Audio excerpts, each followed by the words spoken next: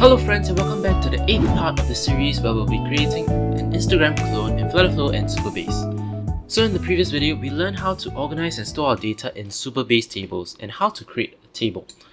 However, since we want to allow the user to upload images as well, we can't just take our image that the user has uploaded and store the whole image file inside our Supabase table over here. It is not possible to store an image inside a table.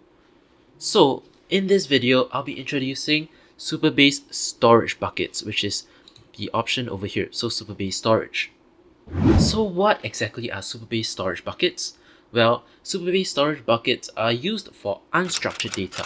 Unstructured data refers to data that doesn't follow a strict format or schema. So this includes images, videos, documents such as PDFs or Word files, as well as audio files such as MP3 files. So it's very hard to store this type of unstructured data inside a table, and that is where Supabase buckets come in. So you can think of buckets as containers or folders where you are able to store multiple files inside of them. And we can access these files easily through a folder path or a link. So now that you have a better idea of what a storage bucket is, we can go ahead and create a new storage bucket in Supabase.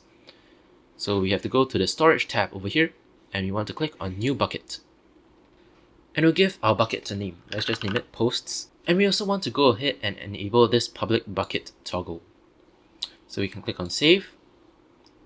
Then it'll create a new bucket called posts. Now that our posts bucket has been created, we can go ahead and create a new folder as well. And we can name this folder images. But one more thing that we have to do to allow access to our bucket over here is to go under configuration, and we have to click on policies. And under the posts bucket, we have to create a new policy. We'll just choose this option for now. And we'll just give this policy name allow full access. And we want to click on all of these operations. Select, insert, update, as well as delete. Then we'll just click on review, save policy. And now our users should be able to freely upload new files into our posts bucket.